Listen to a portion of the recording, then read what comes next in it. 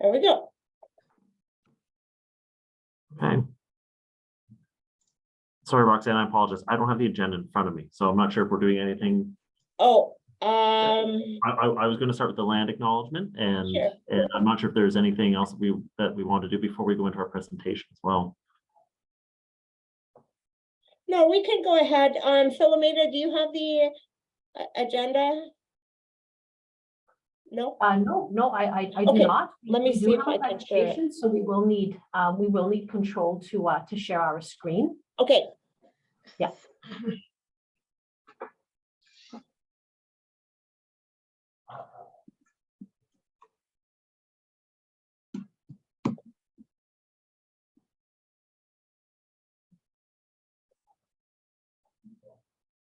Okay, so here is basically the agenda that we had. Can you see it on the screen? Am I Yeah, sharing? and Yeah. that's right. And those are the different items for our in our presentation. So we'll run through them once we go through the deck. Okay. Yeah. All right, so I'm going to close this out. Okay. Okay. Let me just pull up my screen. Oh, I have to give you, Yes. I gave control to Graham. Oh, okay. That's dangerous. I know, eh? Just let me know when I have control, and then I'll start sharing. Okay, there you go. I've got it open. Okay, all right. Yeah. Sorry, Roxanne, did you say ready to go? Yeah, you're ready to go. Okay.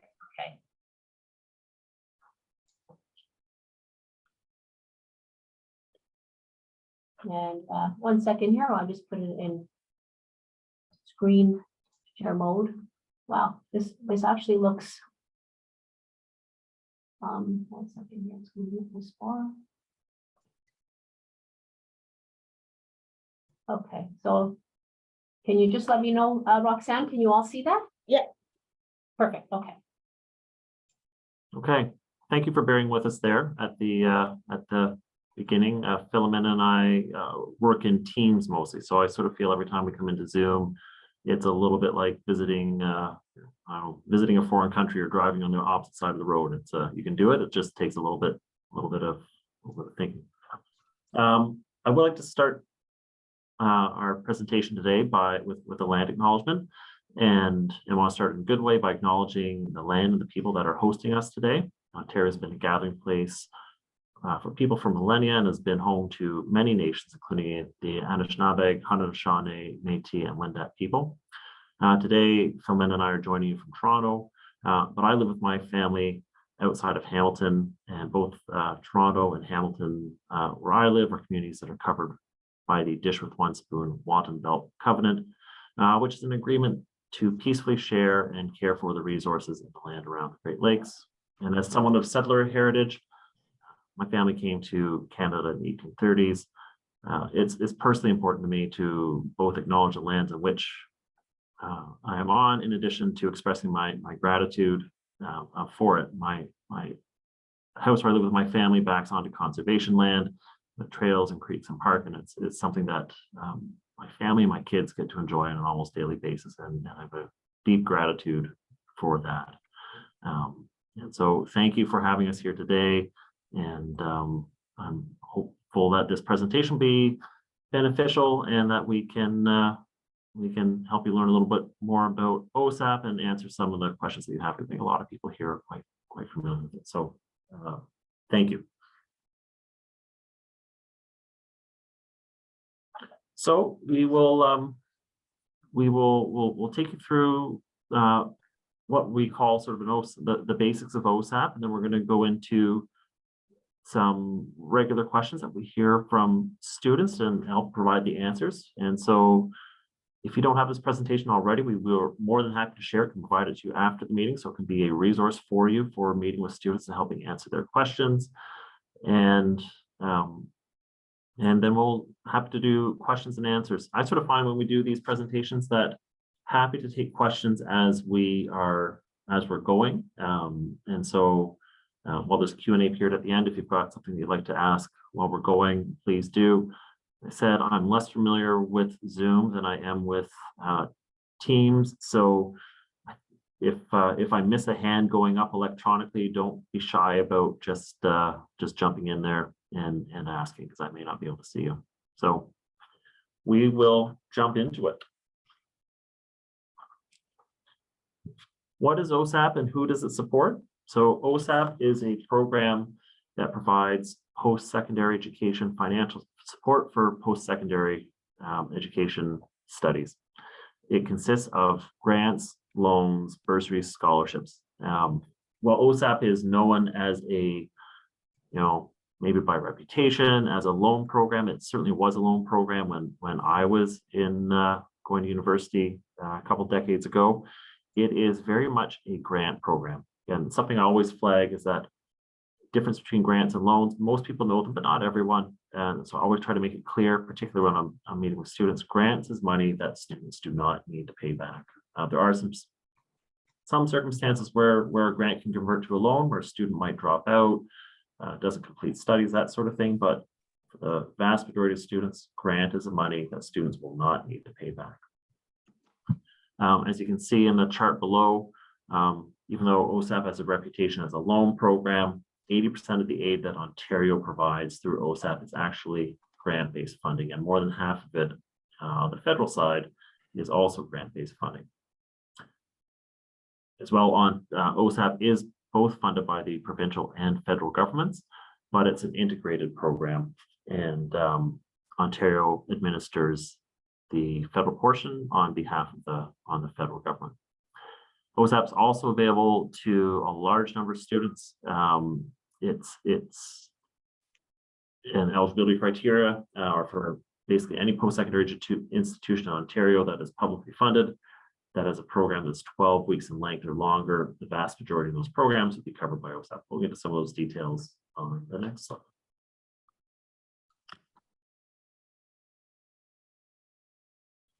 There we go. Who is eligible for OSAP? So one of the things that we like to underline for students or families when we're talking about OSAP is that the financing of post-secondary education is a shared responsibility between the students themselves and their families, in addition to the province, the federal government, and post-secondary institutions. To be eligible for OSAP, a student must be a Canadian citizen, permanent resident, or protected person, have to be a resident of Ontario, and they need to be attending a OSAP-approved post-secondary institution. So for full-time OSAP, you need to be in a program that is at least 12 weeks in length. There is also OSAP available for shorter duration programs. So there's OSAP available for part-time programs as well as credential programs. But we're not going to spend a lot of time in this deck on that. We're going to focus on the full-time program, where we have the vast majority of our students. You can receive both the provincial and federal sides of OSAP if you're studying at any public institution within Canada, or any OSAP approved private career college within Ontario, as well as any Indigenous institute in Canada. And then you can receive the federal portion only if you're studying at a college or a university outside of Canada, or a private institution that's outside of Ontario but within Canada. So you cannot get any funding for a private institution outside. How does OSAP work? So as I mentioned a couple slides previously, OSAP is an integrated program. There are complex interactions in the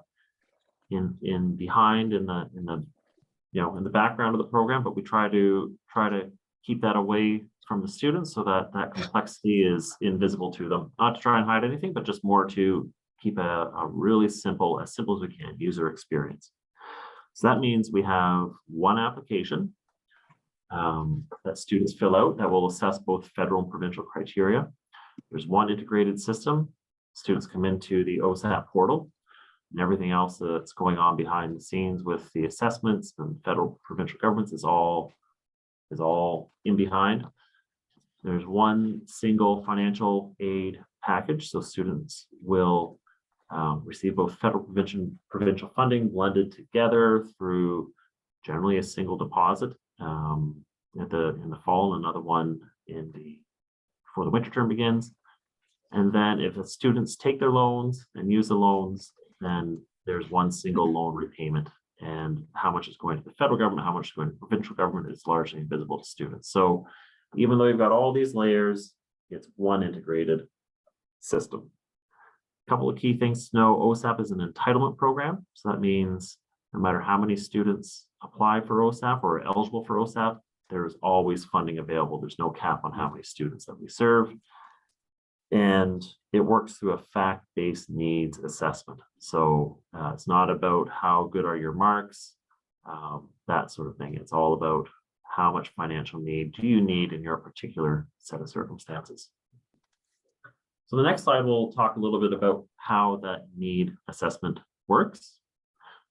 So again, I mentioned it's fact-based. So the things that we take into account in the system, we look at what is it going to cost for a particular student to attend their specific program in their specific circumstances. So we look at what is the tuition for the program? What are the compulsory fees for the programs and the books and supplies, special equipment? We take into account that a student's going to need a computer. They might have different living expenses. So are they living at home with their parents versus are they living away from home? Do they have children? Is there childcare costs? Do they need to travel to get to school? All of those things are part of the factors that we look at to determine how much support do they need for post-secondary education. Then the other piece, we look at the financial contribution that the student can make and their families can make. So going back to that, one of those first slides where we said it's a shared responsibility, we look at what can the student contribute themselves towards their own education. And this is based on the student's income or financial assets. If the student is young enough and the parents are expected to support them financially still, we'll look at what can the parents contribute. And this is based on tax data from Canada Revenue Agency. And we can get into that a little more detail further down in the slide deck. Then we also look at if they're married, are their spouses able to contribute financially, and if they are receiving other supports from government support. So example, Ontario Work, or used to be called, I think called Skills Ontario, used to be Second Career Ontario, that type of program, receiving supports in other ways that should be taken into account. That gives us that student's unique financial need. So when they do receive the funding, typically for most students, about 60% of the funding they will receive will come from the federal government, and about 40% of it will come from the provincial government. So just to try and give an example of how this works, we've got our friend Eugene here. Eugene is in grade 12 and he lives in Windsor with his parents. He has a younger sister. His father's a janitor and his mother works in the daycare, and have a combined family income of $65,000. Eugene wants to go to the University of Toronto to study math. So on the next slide, we'll show how this breaks out for Eugene. So the key things that we've learned about Eugene in this little scenario is that he is a resident of Ontario. He's a dependent student, so he's young enough that he's still expected to have his parents help support him financially with his post-secondary career. But he does have a sibling, so there's another member in the household that the parents will also have to make sure that they're, will have to spend money on for food and everything else. We know that the family income is $65,000. Eugene will be living away from home, will not be living with his family, and that we know what Eugene's tuition and other expenses will be in his math program at U of T. So we know that Eugene is going to have costs of about $18,000. And in this case, this is how Eugene will be expected to fund that $18,000. So you can see between the federal and provincial governments, Eugene will be getting about $9,500 in grants and about $5,500 in loans. And Eugene himself, in addition to his parents, will be expected to contribute $3,000 towards his own post-secondary education. So for the $3,000, Eugene can be accounted for in a bunch of different ways. Eugene can work while he's in school. Eugene can have a summer job. Eugene might have savings, that sort of thing. In the event that Eugene doesn't have that $3,000, is unable to have a summer job or things like that, there is a process where Eugene can ask for additional support, but would have to provide details about why he's not able to provide that student contribution.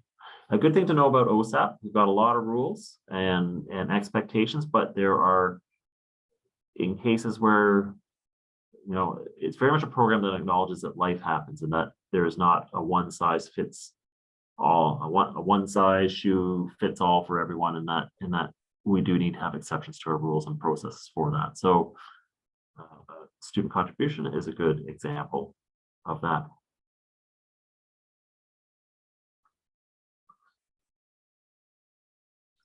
Quick look at what the OSAP application cycle looks like. So in the fall, and again, this is sort of focused on students coming out of grade 12. So I just want to note that students that might be going into a master's program or adult students or that sort of thing, this may not be exactly what it looks like for them, but the majority of the clients that we have in our system have a flow that looks like this. So in the fall, students in their grade 12 are typically put in their applications for college or university. And somewhere between the late fall, usually early winter, they start getting offer letters from the schools, and somewhere along there, the students will start making their acceptances. So when a student applies through UAC, the Ontario University Application Center, or OCAS, the Ontario College Application System, those application processes are linked to OSAP. And so the student can, if they're putting in their application there in the fall, they can click a box to say they would like to have their information brought over to the OSAP system. So they would then come over to us if they are new to our system, first time applying, and it's in the fall before the application is launched. They would just simply put in the basic information like name and address, email, etc. And we would then send them a notification in the springtime when the OSAP application opens up, which you can see there on our third sort of arrow along there. Once the application opens up, we'd import all the applications that they put forward through UAC or OCAS. They shouldn't have to put in a whole lot more information, but depending on their situation, they might need to submit supporting documentation. So if the student, let's say, has children, right, they would have to supply supporting documentation to show they have children, or if they have a disability, there's supporting documentation related to that. Late summer, once the school finalizes its tuition and fees, the student would receive their final OSAP assessment. And a good one to flag here, this is part of our Q&A where you see the star here. So students don't have to take any loans that come with OSAP. They can choose to only take the grant portion. They're not required to take the loans. If students want to make sure they do not receive any loan funding, they should do this and indicate this in their application at least 40 days before their studies start. So where this star here is a flag here to note that this is where students should, if they haven't done it already, they should be doing it by this point in time to make sure they don't receive the loan funding. The first part of the disbursement then comes in the fall, and then the second part comes in usually late December, early January. 60% of the funds usually flows initially, and that's to recognize that students might have first and last month's rent or have to buy a year's worth of books at the beginning of their semester. So we'll need more funds than they would in the second half of the school year. The last thing to flag is that students do need to apply for OSAP every year. The first year is the bigger application, because you put in name and address, that sort of thing. But after that, it takes less time and doesn't need as much information, but they do need to apply every year. How do students pay back their OSAP loans? So if a student is going to take the OSAP loans, it's important to know some of the unique features of OSAP. So first thing students should know is that their loans, I shouldn't say just their loans, but all of the banking is provided by the National Student Loan Service Center. National Student Loan Service Center is a third party. It's a company that has a contract with the federal government to provide all of the banking type support that goes with student aid. So that includes the money that goes out to students, whether it's not usually checks, it's usually electronic transfer, but the money going to the bank account, and then when a student goes into repayment, managing those repayments. OSAP loans are typically based on a period of 9.5 years, but can be lengthened out to 14.5 years if a student wants to make their payments smaller by spreading out the repayment term over a greater number of years. And OSAP loans are different from your typical bank loan in a number of different ways. So there is no interest on OSAP loans while students are in studies, and no payments at all while students are in studies. The first payments are due 6 months after a student finishes studies. So if a student would write their last exam and before they graduate in end of April, that means they're probably not making their first payment on their OSAP loans until October or November. Interest rates, when there are interest rates, so the federal government right now shifted, I think in last budget, to not charging any interest on the federal side of student loans. The provincial side is prime plus 1% right now. And on the provincial side, while there's no payment for the first 6 months, interest does start accruing on the day when students finish their studies. One of the best features related to the loans that not as many students know about, but I guess there's a lot more knowledge now than there used to be when I started working in this area. Almost 10 years ago, is the repayment assistance plan. And what it does is it provides support for students who have gone into repayment and may not be able to make their full loan payments for whatever reason. The way it works, it's a really short application, and students provide the information about how much am I making right now. So let's say I've finished we go back to Eugene. Eugene has finished studying math. He's really hoping to, I don't know, get into the insurance industry, but he hasn't landed that career in insurance just yet. And Eugene is working at Starbucks for 20 hours a week. And so, while he may normally have monthly OSAP payments of $200 a month through the repayment assistance plan, he could say, here's how much I'm making right now. And it gears down the payments to something that Eugene can afford. So maybe instead of being $200 a month, it becomes $20 a month. For most students that are on the program, it's $0 a month. And when that happens, the government is paying the interest on behalf of the student. So interest isn't accruing on that loan. Most students use it for a really short term, like Eugene was mentioning, right? They're trying to get their feet under them. They use it for 6 months or 12 months after graduation, or maybe further along in life. They have been working for half a dozen years, and then they end up being laid off or have a life event that changes things and aren't able to make payments. They can still apply for the repayment assistance plan then. And so, because of this program, there's no reason anyone should ever run into problems making payments related to their loans.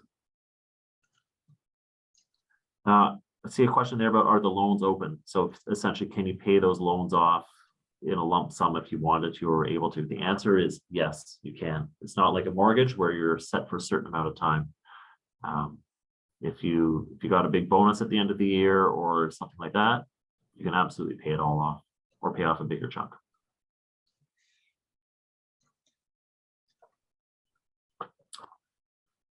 What's new in OSAP?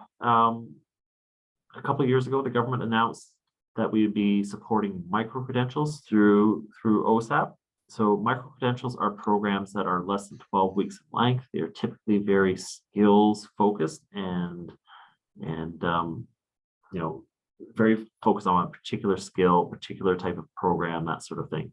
Right now, there are over 1,800 approved micro-credentials, and across 28 public institutions, 3 Indigenous institutes, and I believe 1 private career college. So that's one of the changes. Holly, I'll get your question there in just 1 second. And the other piece that is new in OSAP is the Ontario Learn and Stay grant. That's the next slide, Philomena. The Ontario Learn and Stay grant was announced in budget in the 2022 provincial budget, and it's a grant that we are about to launch. I know it's a spring 2023 here, but I expect it will likely be in May.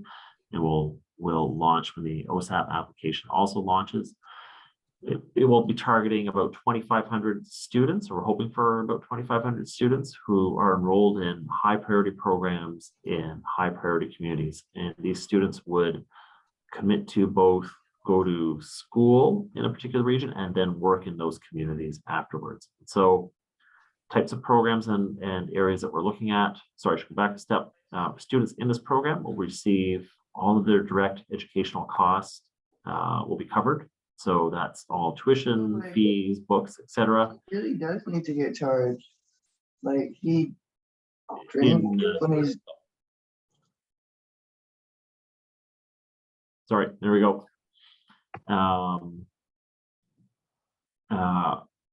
Karen, your question is how long is the commitment for the term of service for the graduate? The term of service is 6 months for each year of funding. So if you're in a 4-year nursing program, that would be a 2-year service commitment afterwards.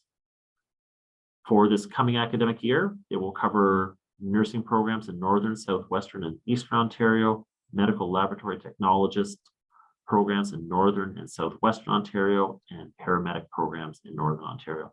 And we've got the link there with more details and on the programs that are covered and the Learn and Stay program itself. Maybe I'll pause there because I knew I said there might be a couple of questions and I can take a. Yeah. I think I see a hand up as well. Marnie. Hi, Marnie Yurchuk, North Shore Tribal Council. Marnie. Thank you for your presentation.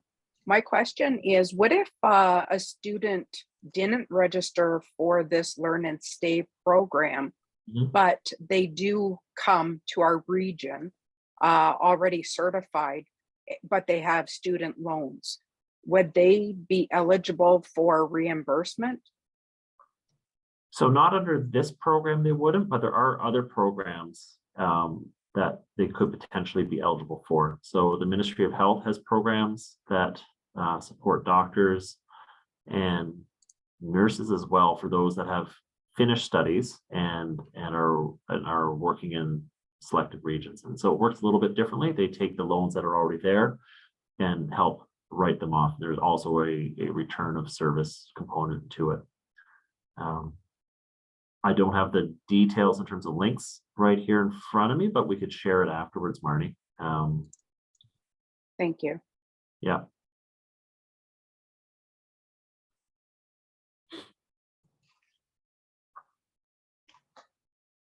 All right, sorry, I'm just looking at the chat here. So Jacob's question with the loans open, we answered that one. Holly.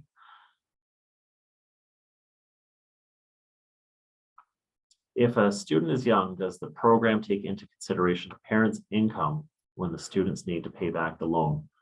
So no, the only time we're taking the parent's income into account is when the student is applying for support. So once the student's in repayment, it's the parent's income is not part of the calculation. That Holly helps answer the question, let me know, but if not, happy for follow-up. There's one more question about OLSG.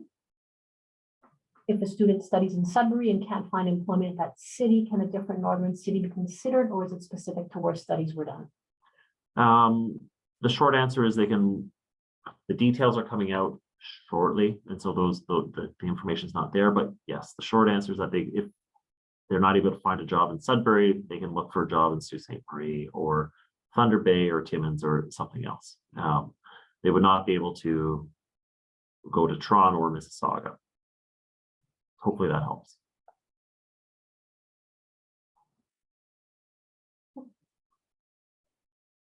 Another question you mentioned that from Denise, that OSAP does not consider grades when approving funding. What are the consideration when grants are converted to loans? And is there a way that student could dispute this if it occurs? So yes, We will, maybe, we do have a slide on this, so perhaps we'll just hold off on that, Denise, and then if there's still a question afterwards, we can. The one thing that is not on that slide is, can you dispute it? And absolutely the answer is yes. And so I would recommend the student needs to make sure they're on top of their email and that they're monitoring their email. OSAP will push out communication, so their students should never be surprised that that grant to loan conversion might occur. And so if there's something going on there, that they should be disputing it, there is absolutely a mechanism to do that. All right. Philomena, I'll turn it over to you for a little bit. Yeah, sounds good. Can everyone hear me? Maybe I- we'll just switch microphones and I'm Yeah. sure, and you I just give us think- 1 sec. Yeah, in presenter mode, I see even less. Yes, I can hear you. Hold on, Philomena. Yeah.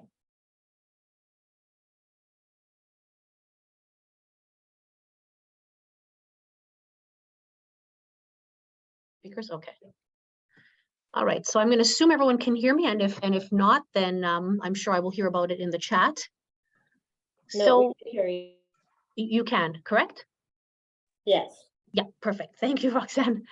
So I'm going to take you through a set of slides that presents information through in the form through questions, and these are questions from the student perspective.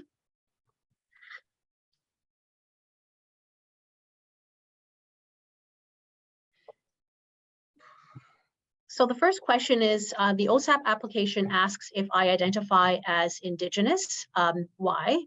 So students who identify as Indigenous in the OSAP application may be entitled to additional benefits in their OSAP assessment. This includes eligibility for the Ontario Indigenous Travel Grant, or exemption from the student fixed contribution, which I'll look at just a little bit more in detail on the next slide. So we use this information. The ministry uses this information to sort of as a way to track and support program monitoring, to evaluate programs, and to make any changes that might be needed to programs. If a student provides consent, OSAP may also share student information with their school, just for the purposes of considering them for further financial support. So as an example, we have provided information to financial aid offices, for example, in regards to where students are located on which certain First Nations, First Nations communities they're a part of. And so in the past, we have provided some of that information to FAOs so that they can approach those students and inform them that they may be eligible for the Ontario Indigenous Travel Grant. Do I need to provide evidence of Indigenous identification? So again, Indigenous students who self-identify as Indigenous when they apply for OSAP are exempt from the OSAP student fixed contribution. So the OSAP student fixed contribution is a $3,600 expected contribution that a student is expected to make towards the cost of their education when they apply for OSAP. When a student identifies as Indigenous on their OSAP application, then they can be exempt from making this $3,600 fixed contribution. Now, in these scenarios, so when students do self-identify, then supporting documentation is only required for those students, and they want to be exempt from the student fixed contribution. Now, by providing the supporting documentations, students can be exempt again from the student fixed contribution, and the result is that they may get additional OSAP grant and loan support each year up to that amount of $3,600. Now, there's a much longer list than what's on this slide here of the kind of supporting documentation that students can provide when they choose to identify as Indigenous. So what we've got listed here are a few examples of how students can do that. They can provide a status card, a band membership card, the red card, a membership card from a provincial affiliate of the Congress of Aboriginal Peoples, Métis Nation of Ontario. So these are just a few examples. Students can also provide letters from an Indigenous organization or Indigenous Friendship Center to also confirm Indigenous identity.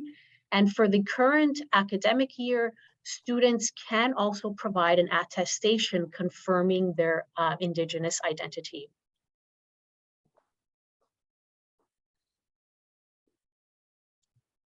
So what does that actually look like? So for students who choose to self-identify, you know, what we have here, or we just have a couple of examples of what an assessment would look like for a student who chooses to identify as Indigenous and a student who opts not to identify as Indigenous on their OSAP application. So just to kind of give you a sense of what that looks like.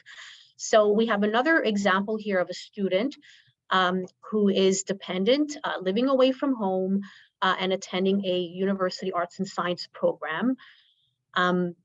The student has educational costs of $19,600. The student is from a family of 4, and the family income for this family is $90,000 per year. So if we look at the two assessments on this slide here, what we see primarily is the difference in the total for the assessments. So in the first assessment, the student who identifies as Indigenous could receives a total OSAP funding of $16,730. At the other assessment, just right next to it, the student who doesn't identify as Indigenous receives a total OSAP grant and loan support of just over $13,000. So again, the primary difference really is in the total support of grants and loans between a student who identifies and a student who doesn't identify. So in the assessment where the student does not identify as Indigenous, the federal grants remain the same. But if we look at the assessment for a student who does identify, you'll notice that they get a little bit of everything in loans and grants from the province, and then a little bit more in federal loans as well. And again, we'll talk about this a little bit more in detail in the next slides. But again, students have the option to not take the loans. And this is just an example of an assessment. All students come from different circumstances. And so this is really just for illustrative purposes to demonstrate how a student who chooses to identify as Indigenous can sort of receive up to an additional $3,600 in funding because they were exempted from that student fixed contribution. And I may just have a quick look to see at, yeah, just to kind of catch up on some of the information from the back. The attestation letters are self-attestation letters. So this is in regards to the slide, I think before this one or the one just before, where students who choose to identify as Indigenous when they're applying for OSAP, they can provide supporting documentation. And for this current academic year, yes, students may also submit a self-attestation. So the student would be writing this attestation. I'm going to just jump in Yeah. there. The policy goal of how we try to approach this is getting to yes where it's appropriate, right? And it's to, we don't want to be in a position where we're denying these benefits where it's where we shouldn't be. So that's the goal. And I also see a question about. So there's a question, if a student does not have documentation, can they provide documents from their parents, grandparents, like Inspire 2 Generation Guidelines, who validates the letters of attestation? And so, yes, I think that's. So so somebody else would be writing the documentation? Is that what the question is? There's two parts to the question. So the first part of the question is Inspire if the student doesn't have their own documentation, they're encouraged to provide the documentation from their parent proving Indigenous membership or identity or status. And so with that, they would provide, let's say, their parent's status card along with a long form birth certificate. So they have a 2-generation rule. So if their grandparent identified as Indigenous, they can use their grandparents' documentation. So does OSAP allow that, or is it only the student has to provide their own documentation? Currently, the documentation is for the student specifically. Again, through the, if a student doesn't have that supporting documentation, I mean, the list that we showed on the slide is not an exhaustive list. There are other ways for supporting that self-identification. But in a scenario in which a student wouldn't have that documentation, the self-attestation in that case would be sufficient. They would have to identify as a Métis, Inuit, or First Nations, and then they would provide a little bit, a short description of that identification. So so then I'm just trying to understand. So the student gets to write their own letter, or does it have to be validated by an Indigenous agency or organization? The student would be able to write that letter. So without documentation, they can just write their own letter claiming who they are. I would also say that's the path of last resort, right? So ideally, that's not what's happening, and that the student would have said, but part of it would be explaining why they're not able to buy it. Yeah. It's just because in the climate, you know yourself, Oh, right? The 100%. climate Yeah. of where we're at. And, I work for Georgian College, and we're also in the process of looking at, documentation and other ways that students might claim or self-identify. And, the answer, like you said, is always to go with the yes, to encourage students to apply. However, we are taking our guidance from OSAP. Yeah. So I wanted to understand how OSAP validates those letters. And so maybe to just look at a couple of the other questions here with Holly and sorry, Alec Rossier. So again, to emphasize, this is an attestation is what we're looking for as a last resort, and would be part of a dialogue saying why I cannot provide other sort of documentation. I also want to flag that this is something that we are looking at reviewing. So the University of Saskatchewan has, I think, released, I can't remember, it was in November, but released their guidelines on how they've been managing the shift around Indigenous identity. Our policy was established out of work that we did in 2018. We did a lot of outreach as part of it. Yeah. Our goal is to get to yes where appropriate. And so Yeah, we've been looking at U of S as well. Laurier has also created a new process for their self-identification. So we're just looking for ways that other colleges, universities, and OSAP are guiding this process. Yeah. Thank you. Yeah, no problem.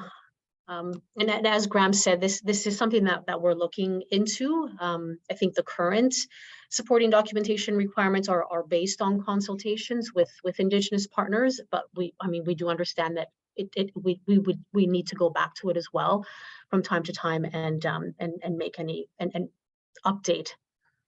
So sorry, I was just wondering, does anyone vet that letter, that self-attestation? So it comes through OSAP, and we if it's a self-attestation, then and it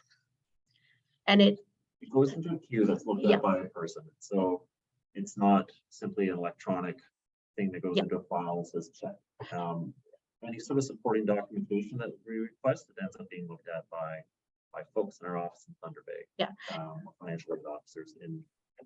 Okay, but it's probably not like looking into like, is this person actually, a part of this community? Do they claim them back? I just see like potentially a lot of problems here. Maybe there's a way to have like a committee of Indigenous community members to like vet the letters or something like that would be maybe a little bit better, but there's a lot of concerns about this. And there's financial incentive for people to to do this and, you know, gain from it, and not a lot of vetting, it seems like. Yeah, so again, just to really underline it, so someone who's submitting an attestation would have already had dialogue with their financial aid officer, with through the portal with the folks at Thunder Bay who review the files, to have a record about why other forms of documentation are not available to them in their particular case. And so So it's a bit of a process before they get to that there is a point, is what you're process saying. before they Yeah. get- Yeah, I understand that. But people are creating entire careers based upon like false Indigenous identity. So I think people would go so far as to do this as well. So it's a really Yeah. important thing to look at. It Miigwech is something that we're looking at. That's what I was referencing when Mm-hmm. University of Saskatchewan, I think, is the one that's most on right now, that I'm aware of, at least on how they've shifted their approach to this. And that's what one of the pieces that we're looking. Yeah, is maybe there have a more look about- at Laurier's process. They just implemented their process last year. Yeah. Yep. Okay.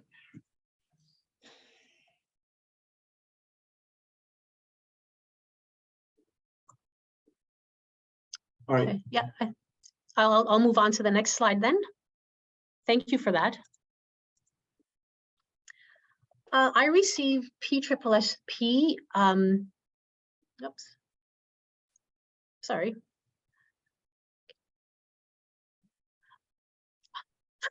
I received PSSP. How does this impact my my OSAP?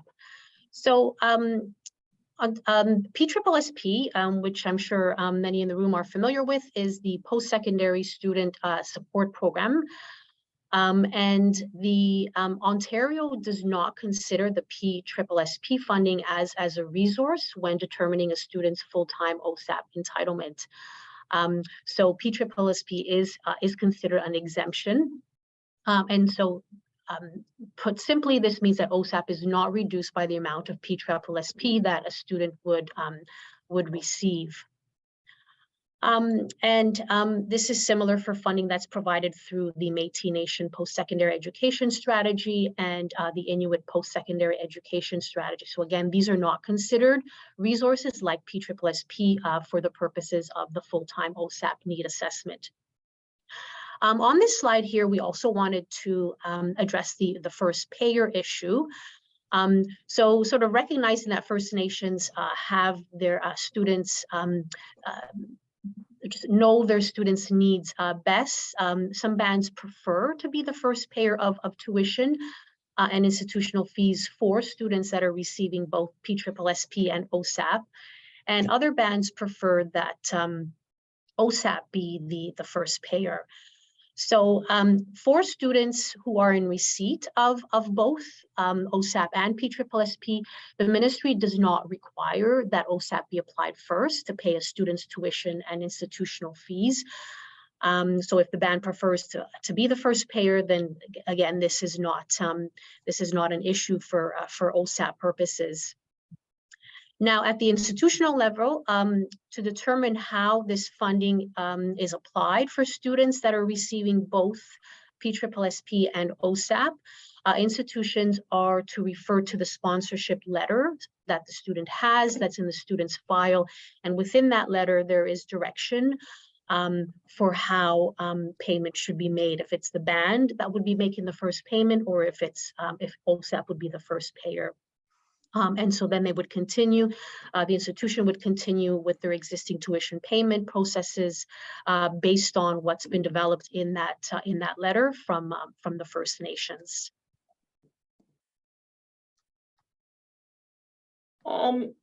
Yes. Can I ask a question here? You bet. Because this is something that comes to our office all the time about, and there's always a lot of confusion around who's going to be the first payer, has there been any directive or any communication from the OSAP office to the post-secondary institutions? I know that ONECA was part of this whole process back when we a few years ago, And we did, you know, express those concerns that often the sponsorship letters were being ignored. And the students were, their OSAP was being taken and not, you know, the First Nation wasn't the first pay, or even though that was the direction on the sponsorship letter. So has anything come from the OSAP offices to the post-secondary institutions, you know, reiterating the importance of, you know, that relationship and the making sure that, you know, they follow the direction of the First Nation in the sponsorship letter? So, well, so yeah, we have in the past, and you're already, yeah, and you're already aware of that, as you noted in your question. And so we have recently been made aware of more more situations like the one that you've just described. So we are currently planning for communication to institutions, reminding them of this agreement that they have, and that and of the instructions that come with the information that is provided in those sponsorship letters. So yes, in the past we have, and the answer is that yes, we will, and we expect to in the coming weeks as well, to reiterate that communication, the agreement and the instructions that come along with making those payment processes based on what's in that sponsorship letter. Thank you. Yeah. No, thank you for bringing it up. We're aware, and so we've already been working on that. Yeah. And just so you have a few hands up there, Yeah. people with questions. I don't know. I think Ali had her hand up, and then Anne Marie, and then Justine. Go ahead, Ali.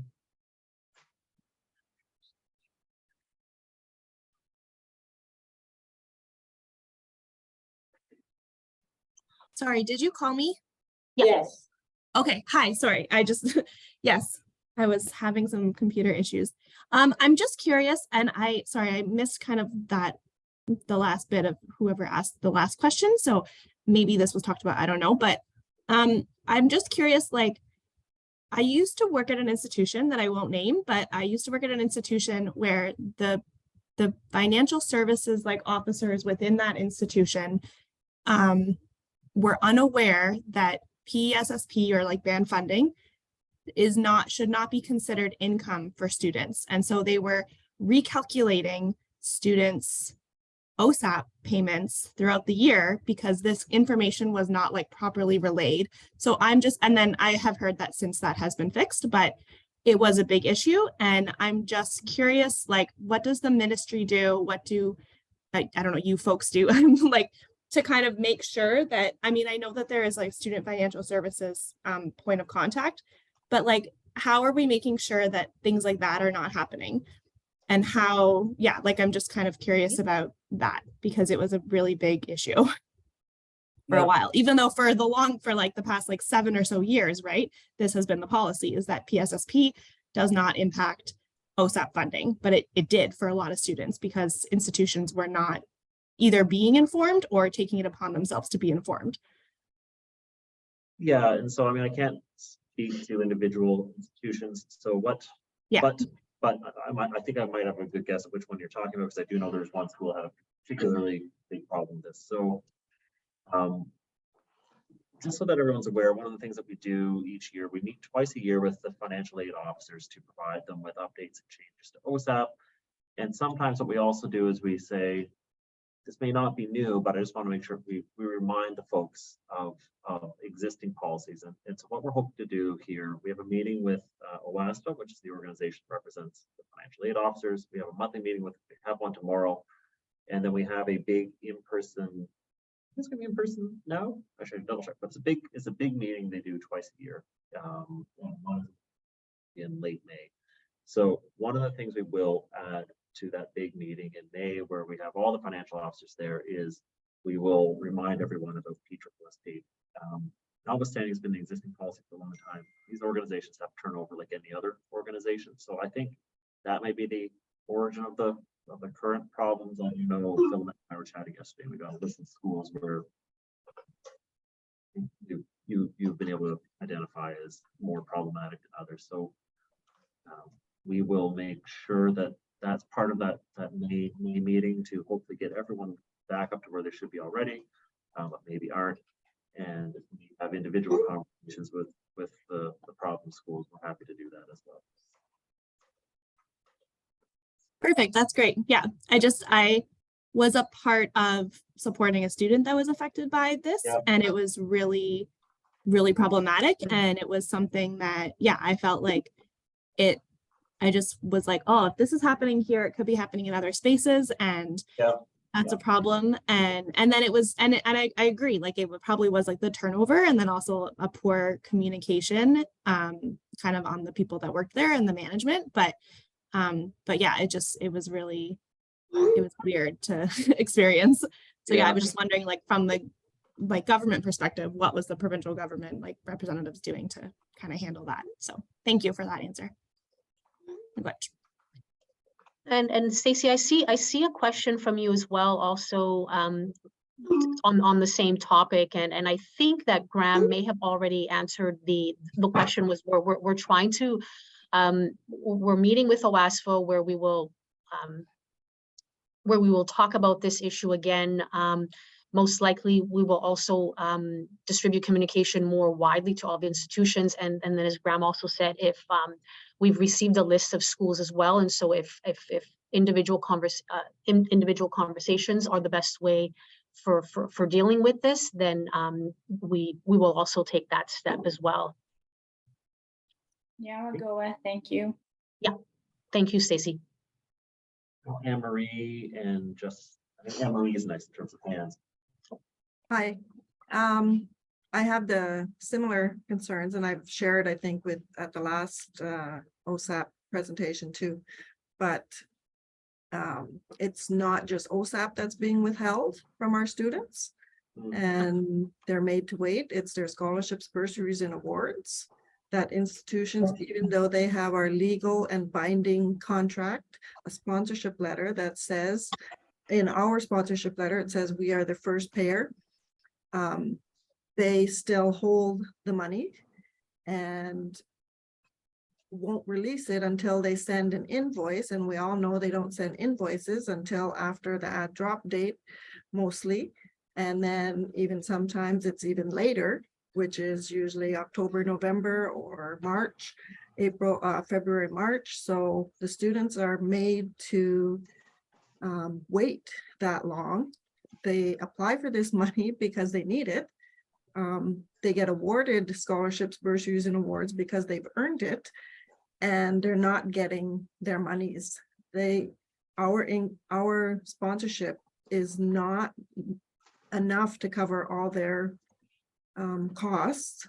So when they take the time to apply for OSAP, get approved for it, and then told they have to wait so long to get the monies, I think that's something that the government should take more seriously and not just plan. We've been complaining about this for many years now, like Roxanne has said, and to hear that you're only just going to plan to send communication out.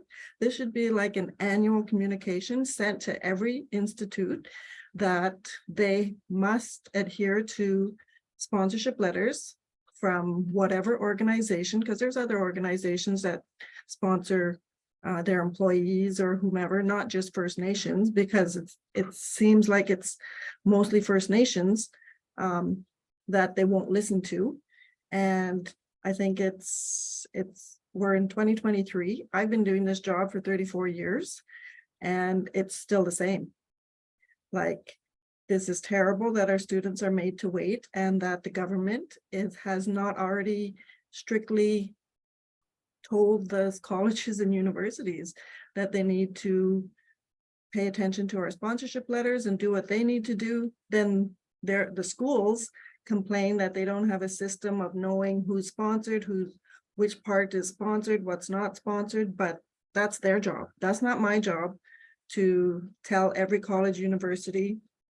I've already sent a sponsorship letter that details everything that we would cover and not cover. That's on the institute to figure out how to best organize that and manage each of the funding organizations' stipulations. And I agree with who just said that, something about who polices the schools if they're not doing a good job at this. Like, there are some really bad schools and there are some really good ones that actually follow and do better at helping our students and getting the money faster. But when we complain, we're putting our students in jeopardy. They're getting mad at us. The schools are getting mad at us. Certain staff get mad at us. Therefore, they'll likely hold my invoices and not send it to me because I've been a nuisance to them in trying to get the invoice, because I will pay within a week. Once I get the invoice, it's that simple. But if I don't have an invoice, I can't pay tuitions. So I need the invoice. And if they're doing that, and I know some do, withholding because I've made too much of a noise to them, there has to be something that we can, somewhere we can complain. And then the student, they're trying to get their monies, they get frustrated, they start getting using words that they shouldn't use because they're frustrated and not getting their monies. They know they're sponsored, they know the sponsorship letter is there. They sometimes even bring a copy of their sponsorship letter with them, but the schools still don't listen and make them wait months to get the monies that they so need. So there has to be a better system to police the colleges and institutes and the workers in charge of releasing students' monies or that are holding the monies. Thank you. No, thank you. Thank you. I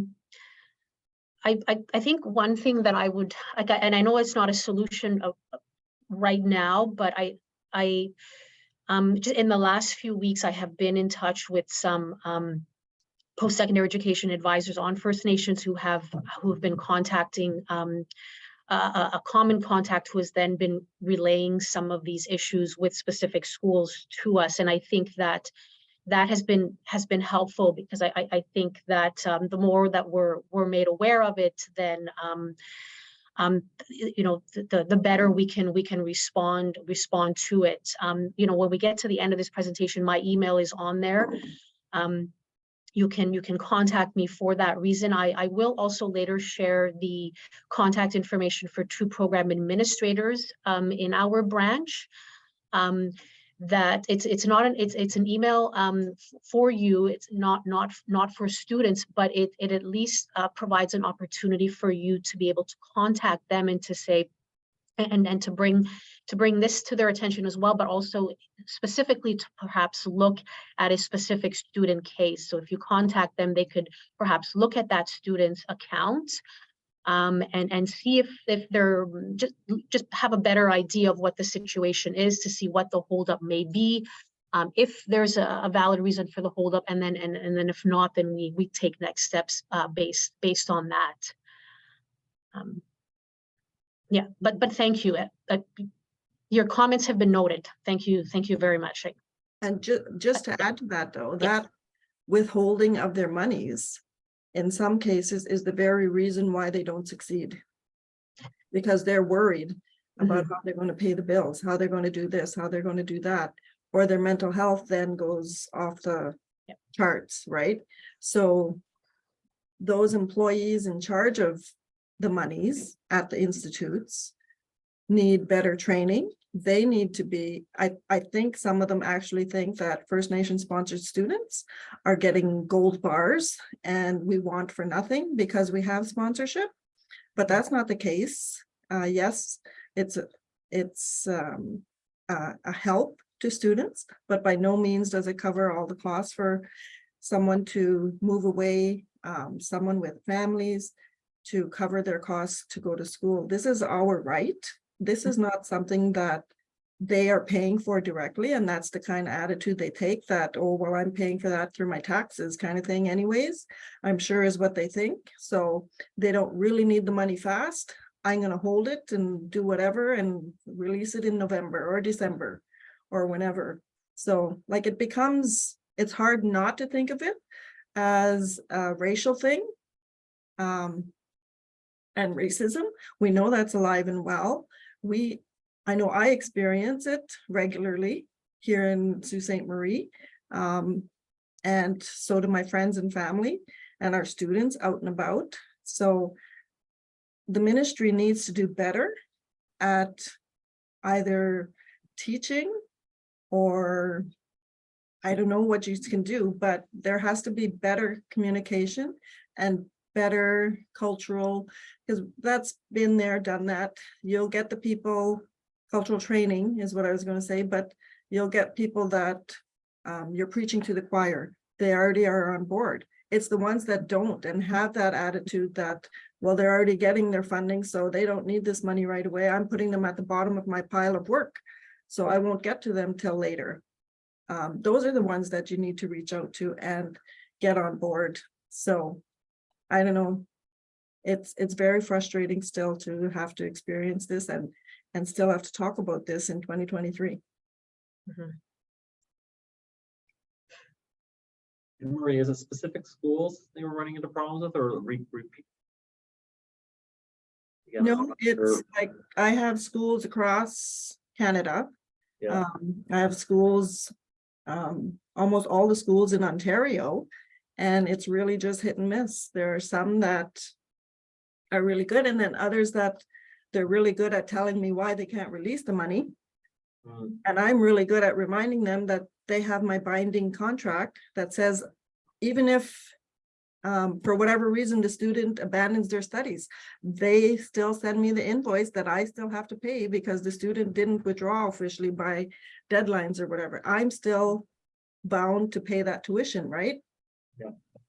They still argue back and forth. They try to read me the riot act on why they can't do this, why they can't do that. And we go back and forth, and some actually have taken to adding better wording on their websites for sponsored students and the process and why they won't get monies before the add drop dates, usually the third week of the semester.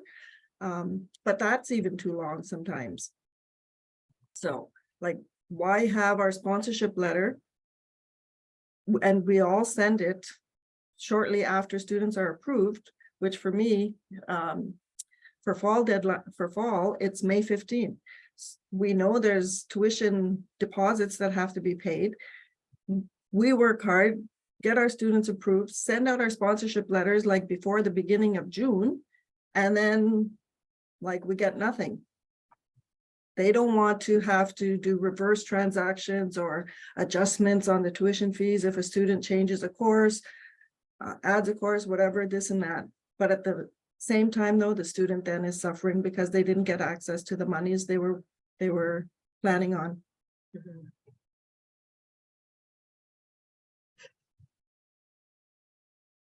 Something that would be helpful for us, again, we do have our emails at the end of the presentation, and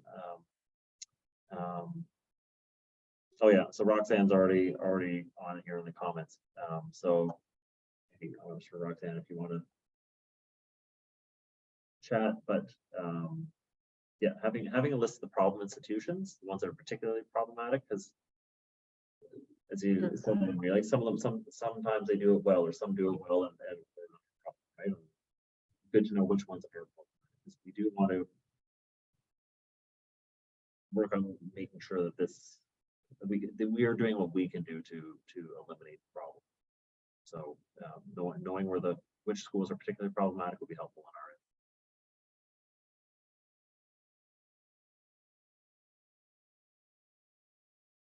So, yeah, I wonder if it would be, yeah, thank you to everyone for, yeah, for sharing. And I think I'll move on to the next slide. Just a minute, Justine still got her hand up there. Oh, sorry, I did not see the hand.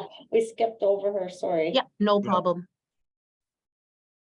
Good morning. Thank you, Roxanne. Can you hear me? Yes, Hi.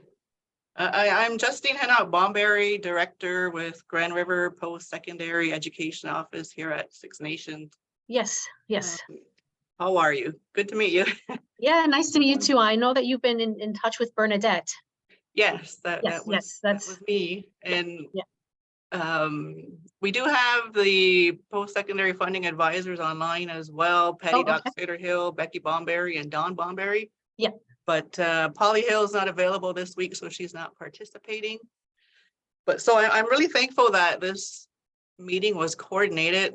And I just want to echo both what Roxanne and Anne Marie have both shared around, namely the directive, and if that can be coordinated and some sort of communication can be distributed to the institutions in relation to our sponsorship letters, that would be excellent.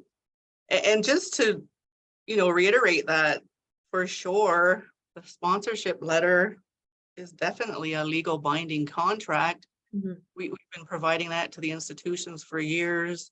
And I'm most certain that all First Nations are paying the bill on behalf of students in a timely manner. So I don't think you can fault us on that. So I just want to reiterate that, and perhaps maybe at our end, where discussions are happening about how to improve the wording on our sponsorship letter. So we definitely will be looking at that, because we certainly want our organization to be the first payee, so that it doesn't jeopardize a student financially. And we know how, and you've already heard all the comments thus far around how that hardship does affect our students in not having that additional financial support. So you're fully aware of that. And yes, for sure, there are good institutions, and there are those institutions that definitely need to be more informed and understand what our sponsorship means. And I'm hoping that will get cleared up for sure. Because and we did share with you the institutions that we've been having issues with. So I'm hoping that can get cleared up for sure. And to follow what Anne Marie has said, we start approving our students for their funding as early as like mid-April. So those sponsorship letters are going to be coming into the institutions very soon to inform them about being a sponsored student and that sort of thing. So again, I don't know what the communication is between the financial aid office and the student accounts. If it's really clear, perhaps that's another issue that could be worked out. The other thing I was wanting to know about in terms of these meetings that are happening with the financial aid officers, is that something where we could participate in, be part of, or not? Like, I don't know how open those meetings are for like the organizations that oversee and administer the post-secondary student support program. Just a thought, because I know that was a possibility years ago. So just putting that out there again. And one more thing before I stop. Again, just to reiterate again what Anne Marie had said, it's not just the tuition piece, or it is those bursaries and scholarships that students also need when they do apply. And we encourage students to always look for additional funding, because we know that our support doesn't cover all the costs. So that's really important that students get their scholarships and bursaries right away. And then finally, the cultural awareness and training, I think that's a key. Maybe that's on your strategy going forward, but I would just definitely encourage that being something put in place throughout the institutions within Ontario, more so than ever, just because of the fact when we first started, and there was a question around identifying yourself as an Indigenous and being able to, confirm that with documentation. I think that's even more important, and the understanding around why that's important. So I just wanted to end with that, and then thank Roxanne and everyone from the ministry being able to coordinate this meeting. So thank you. Thank you, Justine.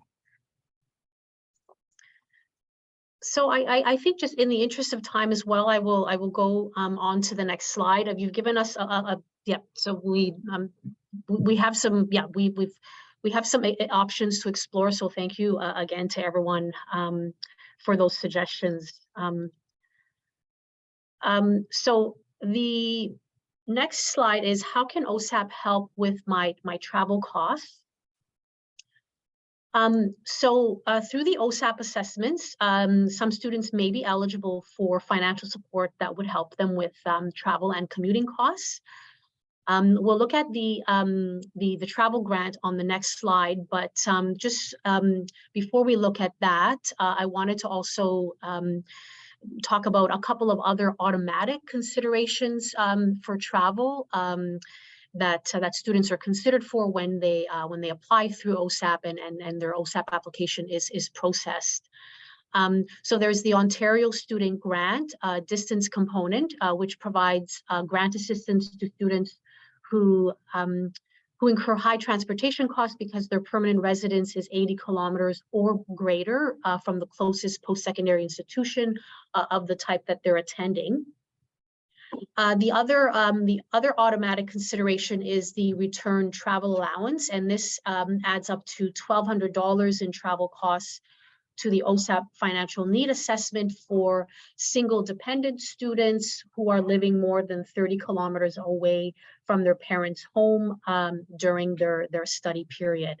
So both the Ontario Student Grant, the distance component, and the return travel allowance, as I said, are automatic considerations when a student applies for OSAP.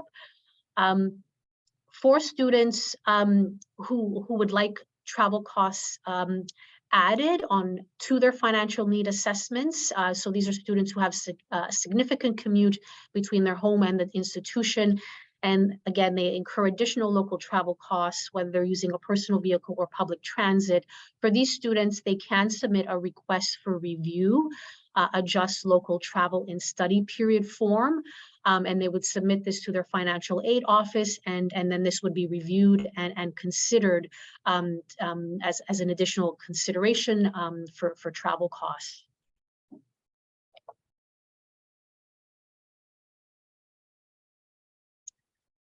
Does OSAP cover the high cost of travel from remote communities? So this is the Ontario Indigenous Travel Grant.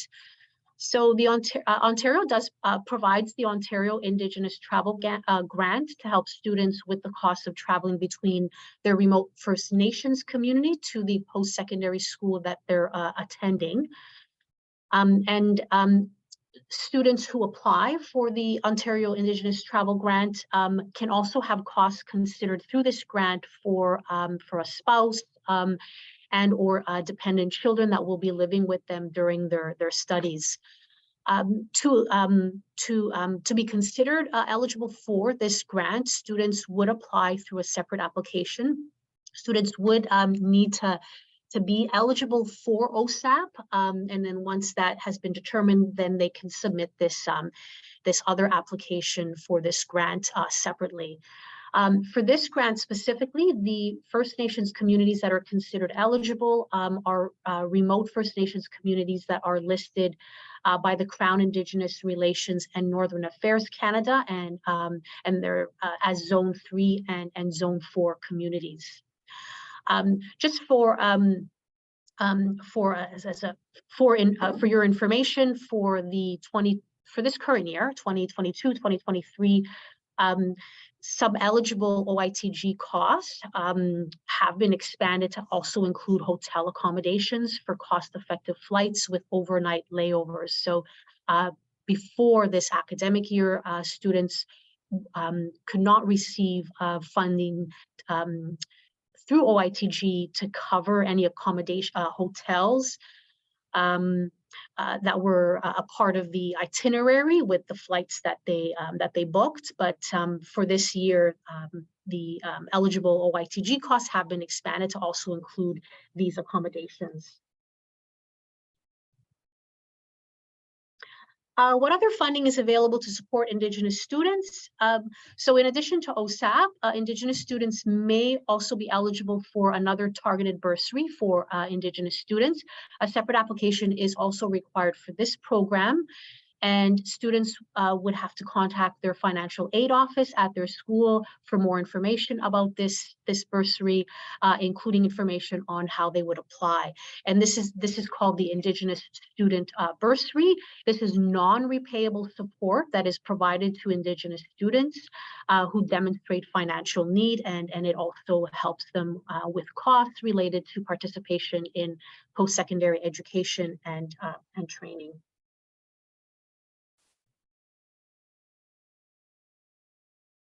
Oops. Okay, just checking to see if there are other questions. All right. You on mute or? Oh, that's right. Sorry, we're just going to transition for a second here, so we need to mute myself. Oh, 1 second here. I'm all good. There we go.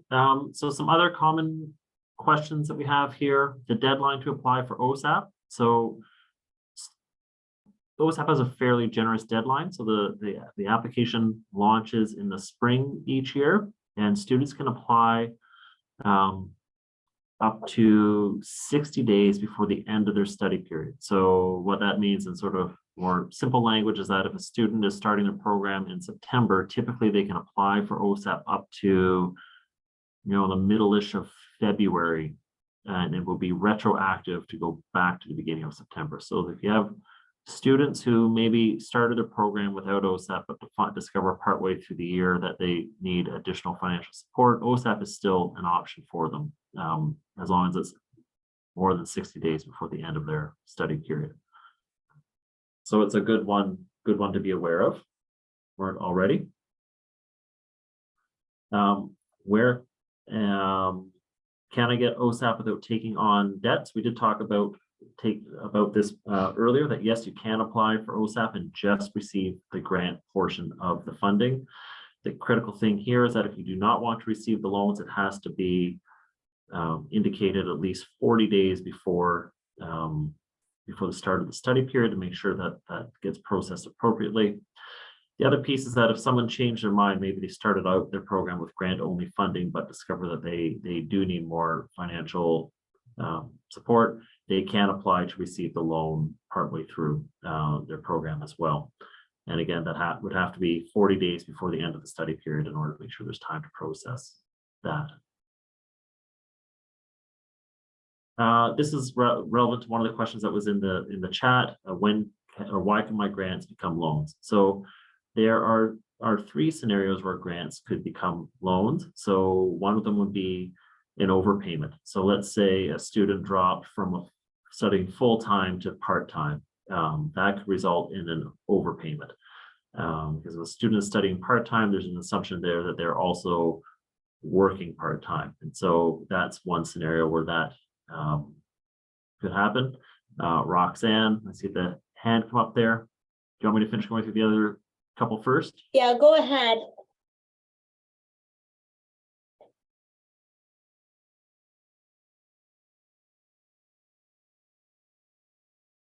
Sure, Roxanne. Roxanne, are you on mute? No, I'm not on mute. Can you hear me?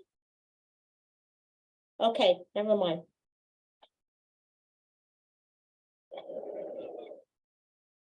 Okay, Roxanne, I can't hear you. I'm going to keep going here I for a can second, hear but her. jump in there at any point. I can hear you. Can you guys hear me?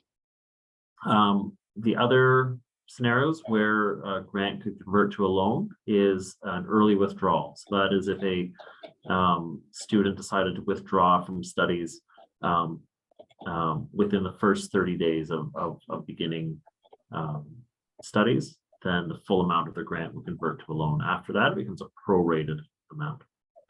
And then the last one is income verification. So the student indicated a much lower income than what we find through the our automatic checks with the Canada Revenue Agency.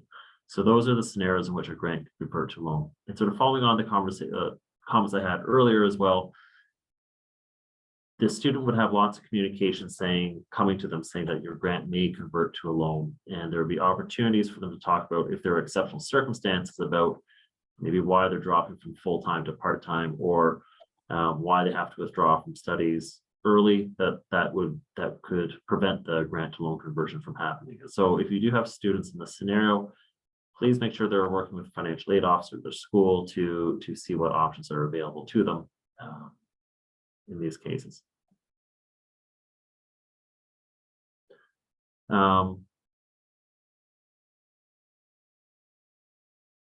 So, okay, I couldn't hear Roxanne. I So- couldn't either. So apologize. I think maybe we've got that sorted out, but I see from Stacy that she could hear as well.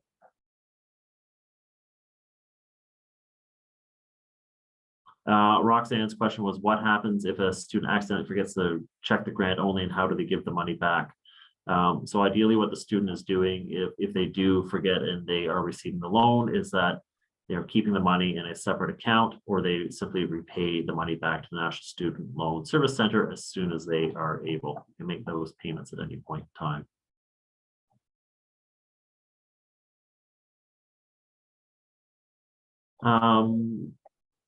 All right, OSAP application asked for my parents' tax information, but I don't have it. What should I do? So students are expected to provide their parents' tax information, but what can they provide instead if it's not available?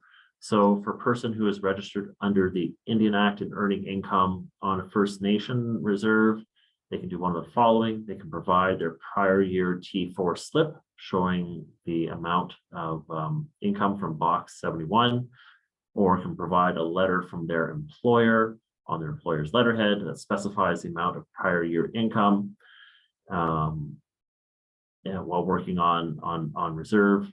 And so it's important that we have that income information.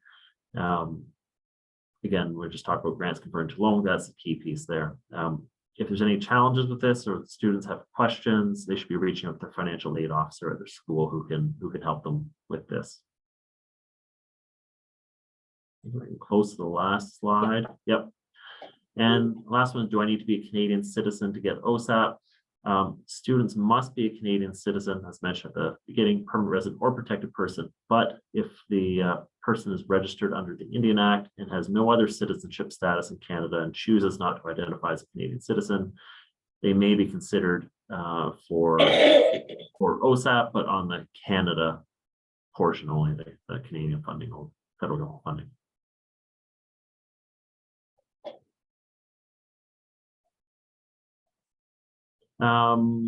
Cheryl. And here we have a question. So happy to answer any questions that folks have. Thank you. Thank you, Graham.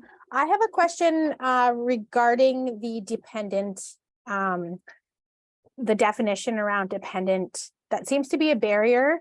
I know with some of the students that I've been helping here at Lakehead, you know, first of all, getting their parents' information, their tax information has been a bit of an issue, as well as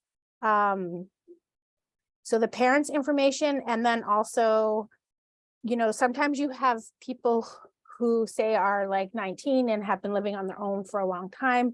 And then even just to collect the documentation, like, you know, I've had a lot of students where I've had to write like family breakdown letters and stuff.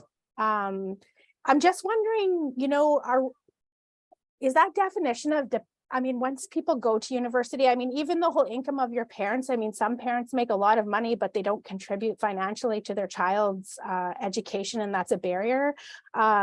Also tracking down information from parents is a barrier. Like, I'm just wondering about that. Yeah, so you have a few different pieces in there. So the short answer is that for the student who has a happy relationship with their family, but the parents say, you know what, it's a tough world out there. I make a lot of money. You're gonna have to find a way to make a lot of money too. You're on your own. I'm not going to help you.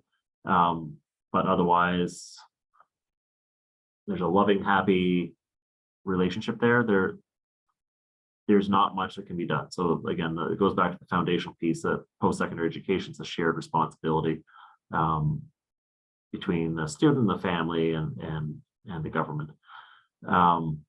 So Cheryl, you're not the first one to raise that concern, but it's a foundational piece to how the principles of how the program is set up. In cases where there is a family breakdown review, and Cheryl, you referenced having done a few of those. So for those that aren't aware, there's a process where if the student hasn't been living with the family, if there are problems there's abuse, there's neglect, the student's on their own and is receiving, support through other means. They've been living with a friend for years with their family because of issues at home. That student, there's a family breakdown review that can be completed, so that student is treated as independent. That means their parents are not part of their equation when it comes to OSAP. That review is a lot easier to do where there's documentation, whether it's police report or social services or that sort of thing, but it can be completed and approved without those types of things in place. So there is the family breakdown review. And then some of the other scenarios where students are no longer considered dependent on their parents.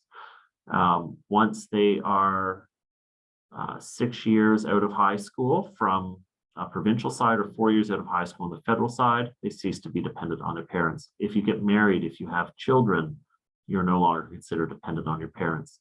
If you take a break between high school and going to post-secondary of 2 years, so even though you're less than 4 years or 6 years out of high school, if you finish high school, you graduate, say, you know what, I want to take a couple years off and work before going to university and try to figure out what I really want to do, you would be considered independent of your parents. So there are a number of scenarios where that you can be considered independent there, but one of them for sure is not parents simply saying, well, I've got the money to support my children, but I don't want to.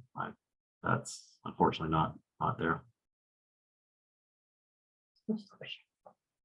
Thank you for answering that, Graham. I do think that, I don't know how that would be addressed, but I do think that's a barrier for students for the government to just assume that parents are, I think it should just be based on the student situation.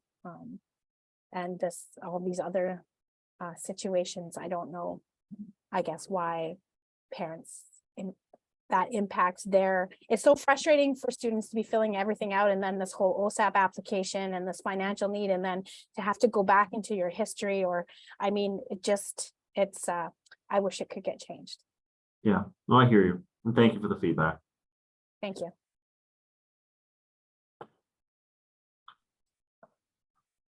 So I think there's a few more questions about, I guess, kind of on the topic, how about students that were in foster care? Yeah. So students who are in foster care, unless they've been adopted by their foster families, would be considered to be independent students. So would not be looking at you don't need the foster family's income, and so not parents. There's another question there about if a student goes to the US and tries to apply for US financial aid, can they still qualify for OSAP? The answer is no. So OSAP is really clear. If you're receiving funding from another organization, another level of government. So again, you can't receive, for instance, Manitoba student aid and Ontario student aid. Equally, you can't receive the United States, the acronym is FAFSA. You can't receive student aid in the United States and receive OSAP. Again, sometimes we get students that do apply for both, and there's a process where that gets reconciled in the back end system with the National Student Loan Service Center, and it will make the student ineligible for OSAP. I don't see any other new questions. There was a question about RESPs, but Marnie, I did provide an answer in the chat for you, so students don't need to report it on their OSAP application. But there's a more fulsome response in the chat. I don't see anything else.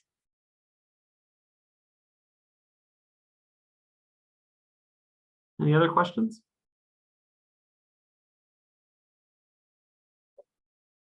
Well, it looks like we don't have any more questions in the chat. I don't see any hands up. So I want to thank both of you for coming on and providing all this information. And I have the copy of the recording, so I'll just post it for the ONECA people who couldn't make it. And you're going to email me the presentation, and I'll just share it with the people online. Okay. Absolutely, and I'll also add the email information for those two contacts that I spoke about earlier, the program administrators within our branch that might be able to look at specific student accounts. Sort of when we were discussing the PSSSP first payer issue, in those cases there, sometimes if you approach them with specific student cases, they can look into it just to see what other restrictions there might be. Perfect. And I know that there was a lot of discussion around, the first payer, and I did, I guess when I put it in the chat, I did extend an offer for ONECA to, if we need to, because we really do need that directive to come out from the ministry to those post-secondary institutions. So if we can support that in any way, we're more than happy to do that. I can throw together a small committee to identify some of the challenges and issues, and maybe some of the, the concerns, so that you guys have the information you need to take forward to the post-secondary institutions. Yeah, I think that might be helpful. So let's happy to chat about it further, and we will be said. I mean, OASP tomorrow, so it's on our agenda for that, to talk to them about how we then bring it to the May meeting, the bigger meeting with full representation there. So we do want to do whatever we can on our end to help resolve these ongoing issues. So okay, well, thank you very much, and have a great day. And I look forward to getting all the information to share. Thank you much. Thank you so much. Thank you to everyone. Thank you, everyone. Thank you, Roxanne. Okay, take care. Bye. Bye. Bye-bye.